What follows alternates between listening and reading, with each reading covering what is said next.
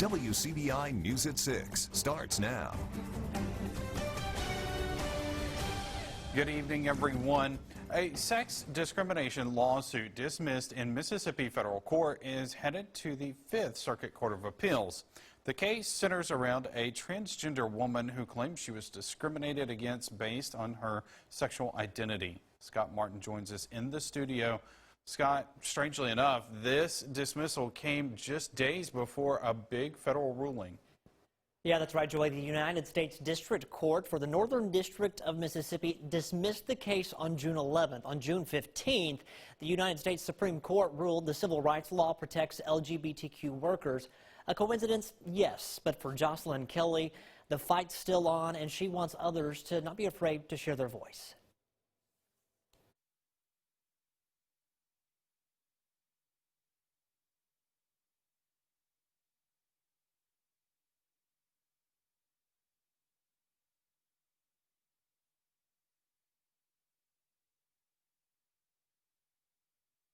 Right, we seem to be having some technical difficulties with that story. We'll try to get that for you in just a little bit. I talked with Jocelyn, her attorney, as well as the attorney representing the AES company, that company that she is suing. We'll try to get that story for you here in just a little bit. Joey, back to you. All right, thanks, Scott. The Louisville Municipal School District is in the market for a new superintendent. Dr. Randy Grierson tells WCBI he resigned last night at the school board meeting. He called his resignation a mutual decision to move forward and part ways. Grierson has been with the school district for 2 years. Noxapater and Nanawaya are also in the Louisville Municipal School District. Grierson says he looks forward to going somewhere that he can fit in and help kids in his next move. An about face at the state capitol today from Lieutenant Governor Delbert Hosemann on the state flag debate. Hosemann has long supported changing the flag, but thought it should be done by voters at the ballot box.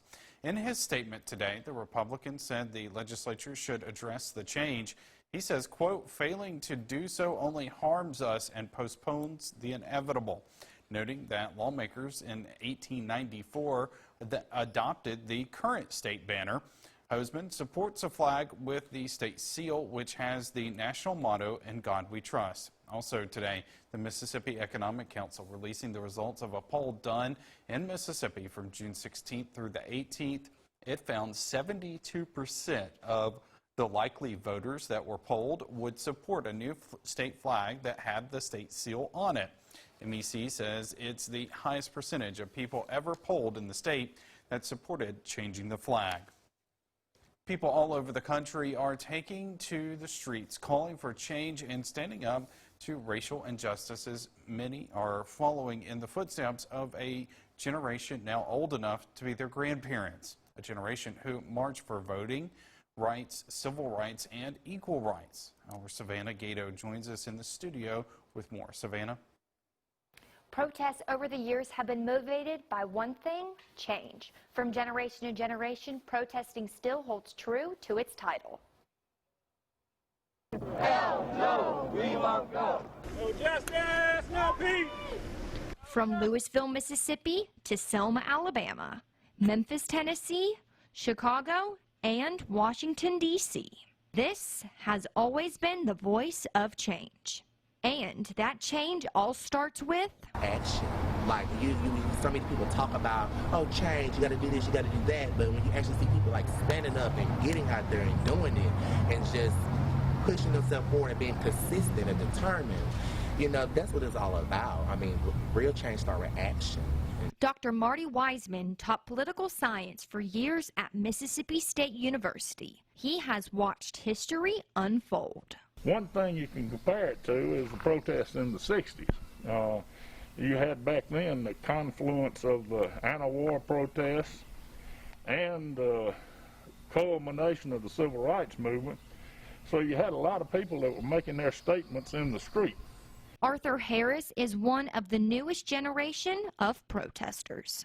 Us having all these protests and the rallies we are drawing out, the awareness we bringing out, we're pulling out the problems, we're letting people know that, hey, you know, it's that time now. We're tired of being our mouth closed. It's definitely that time. Wiseman says there is one big change from the 60s to now. information is instant, and some protests take place solely on social media. Internet, Facebook, Snapchat, all of the different means of communication, and the 24-hour news channels that are constantly searching for content. In the 1960s, the U.S. Congress passed the Civil Rights Act and the Voting Rights Act, both connected to the protests held in the nation at that time. Extensive cloud cover across our region as we get into the evening hours. We've had some showers and storms out there. Temperatures right now in the mid-70s, so a bit gloomy out there as we close out our Wednesday. We mentioned the rain. A lot of that, at least the heaviest rain, going away. Still some lighter showers around, and it looks like our rain will be dwindling here this evening. We'll just keep it in the forecast here in the near term, but we mentioned the 70s. I think we hang out in the 70s all evening long, a bit muggy, but overall quiet tonight. Tomorrow, low to mid 80s will bubble up some more scattered showers and storms again, and just looking ahead, pretty summer-like for the next week or so. High humidity, daily rain chances, and we'll get back up to around 90 by the weekend. Your full forecast in just a few minutes. Mississippi continues to see high COVID-19 numbers, including a record high yesterday. This as the state continues to reopen businesses. Most of those are being cautious to make sure customers and employees are safe. WCBI's Bobby Martinez is live in Starkville with this story. Bobby? That is right, Joey. Customers who plan on shopping here at Bookmark and Cafe should keep a mask at hand.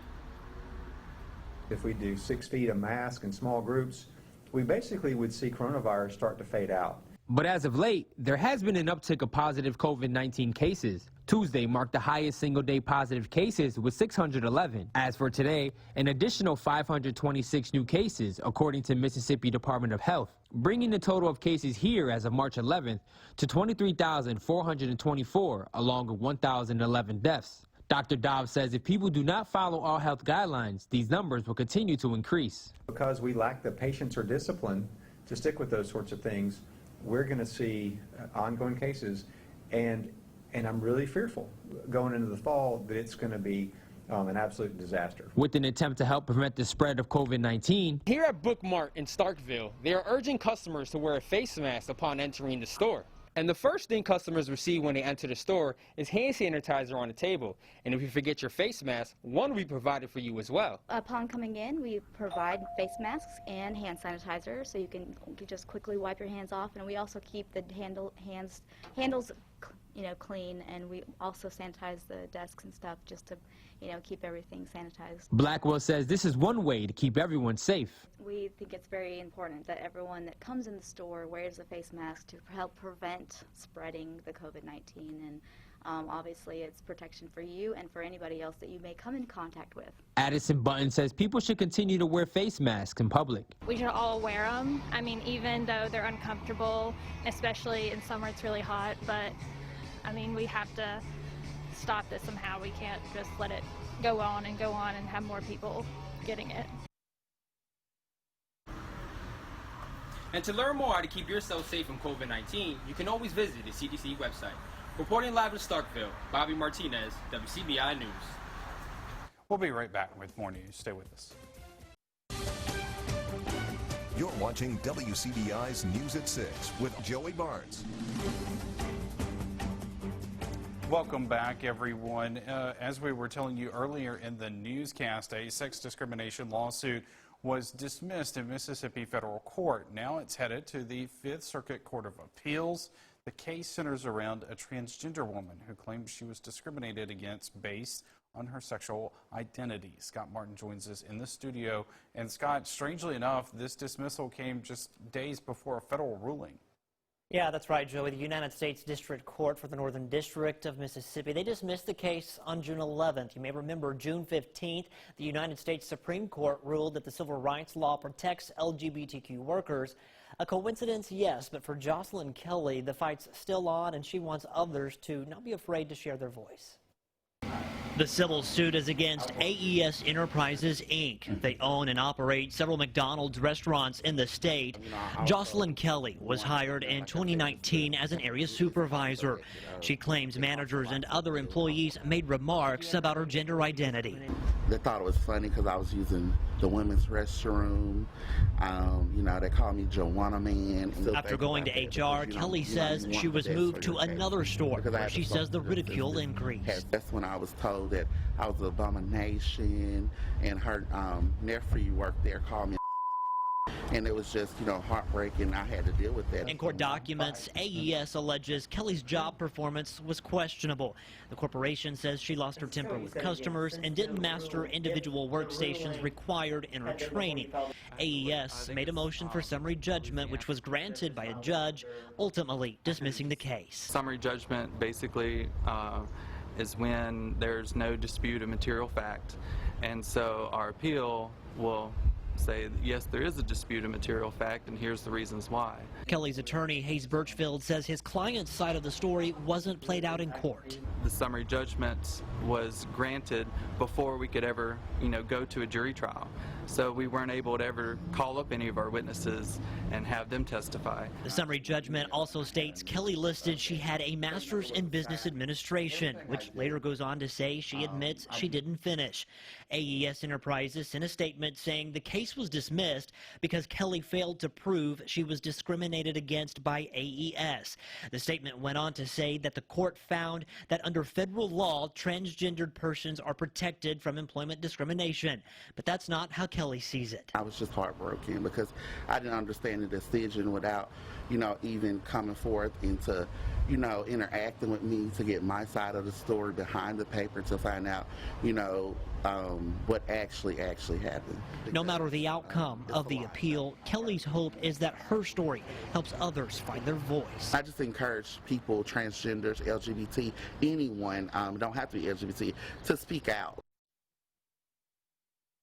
The appeal has to be submitted by July 10th. At that point, it'll be up to the judges in the appellate court to decide the next steps. The attorney representing AES, they declined an on-camera interview. You can look at their full statement over on our website at wcbi.com. A man recently arrested by Lowndes County deputies is back in jail. He's accused of contacting a witness in the original case. James Dooley Jr. is charged with intimidating a witness. Investigators say Dooley tried to get a victim to drop the charges in a threatening manner. Dooley was arrested in May on a cyber-stalking charge. He was taken into custody on the new charge earlier this week. All right, Keith, another day, another round of showers out there. We had a long stretch of dry weather, and now we've had several days in a row, 4 days in a row now with some wet weather. And as we check out the lower 48, most of the lower 48 seeing a fair amount of sunshine right now, but we're stuck underneath the clouds and still relatively unsettled for the next few days here. Your full forecast is next. Your WCBI First Alert AccuWeather forecast with Chief Meteorologist Keith Gibson. Still relatively unsettled across the region on our Wednesday afternoon. Now as we head on into the evening, things will be relatively quiet but pretty cloudy. 72 at Vernon, Durham's Pharmacy. The wind is light. We've had some wet weather. We'll do a sky cam tour. A little bit warmer in Tupelo, 77 degrees. We had some heavier rain across the northern reaches of the area earlier today, but that has ebbed a little bit. 75 in downtown Columbus. You can see the overcast conditions we do have in place, and in Louisville, Mississippi, also overcast, 74 degrees. If nothing else, at least it's comfortable out there. The heat index is not a problem. It's muggy, yes, but at least the temperatures are tolerable.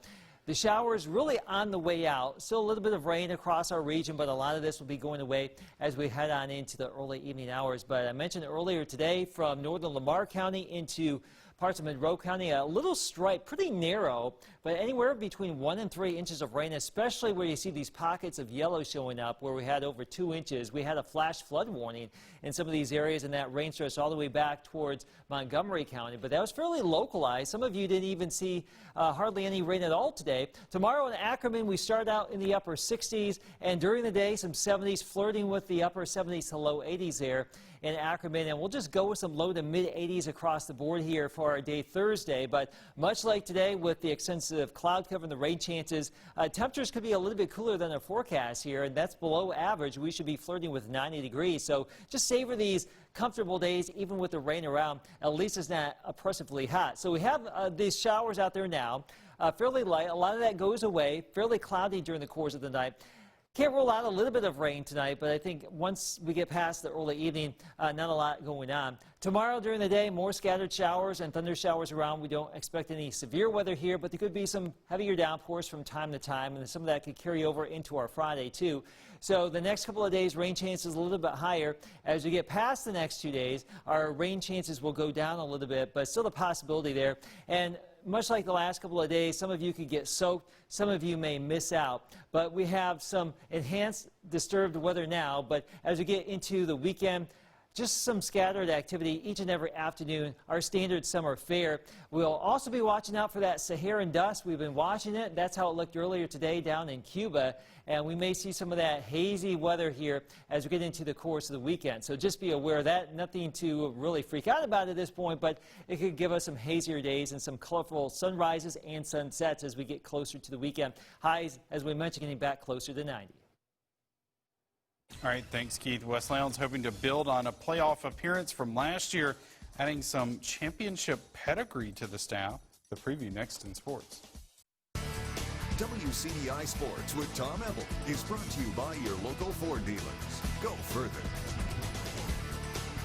The high school football tour continues, previewing Region 2-1A, checking in with the West Lowndes Panthers. Head coach Anthony King and company returned to the gridiron following a successful 2019 campaign, while also adding some championship pedigree to the locker room. WCBI Sports 2020 High School Football Tour is brought to you by Itawamba Community College, Cannon Ford of Starkville, Monroe County Farm Bureau, Max South Broadband, and the Bank of Vernon. West Lowndes football is back and better than ever. After a breakout winning season in 2019, the Panthers want to continue building on the positive momentum that an 8-4 season brings. Except this year, head coach Anthony King wants his team to do even more. We start off strong every year, but we kind of fade more towards the end. And so this year we want to finish and play all the way through. Finishing strong this season starts with the defense for West Lowndes. Luckily for the Panthers, they're learning from one of the best football minds in Mississippi, legendary state champion head coach MC Miller. When you retire, you get bored.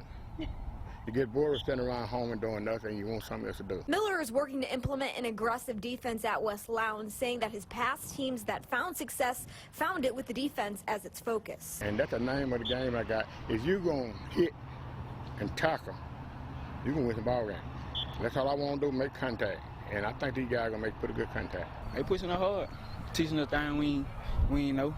Coach King believes his 2020 team might be the best team he's coached. However, when it comes to making a deep run in the playoffs, King says keeping his team focused on football is its own challenge. Turn West Lowndes into a football program because like every time it get cold or the ball gets dribbling, guys pretty much want to just stop playing football and get ready for basketball. We're going to try to change that. We're going to have football winning on down the line. And that way they ain't going to think about basketball till basketball season. Time to get ready for them to play. Because people like they overlook us in football. I just think we just a basketball school. We got to prove wrong.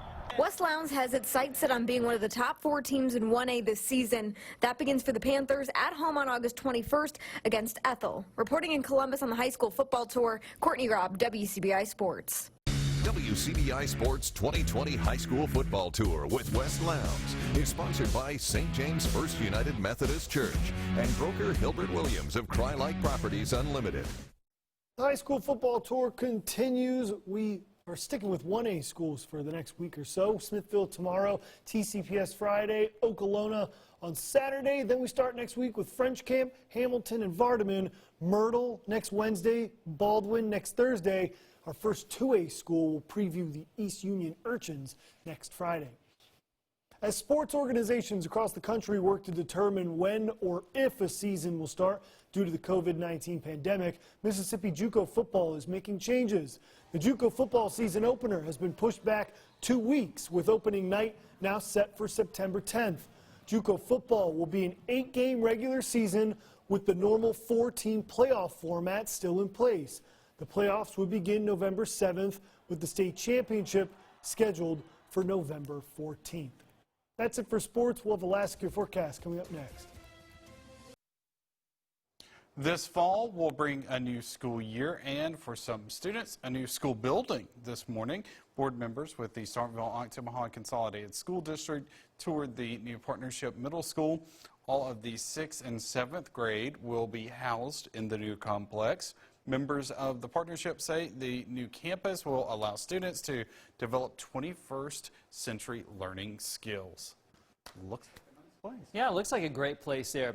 For us, weather-wise, well, we're back into that summertime weather pattern. Daily rain chances a little bit lower by the weekend. Enjoy these relatively cooler temperatures, now low to mid-80s, because we're back up to around 90 for the weekend and beyond, Joey. Yeah, we'll get to feeling like summer again. All right, thanks so much, Keith. Thank you for joining us, everyone. Have a good night.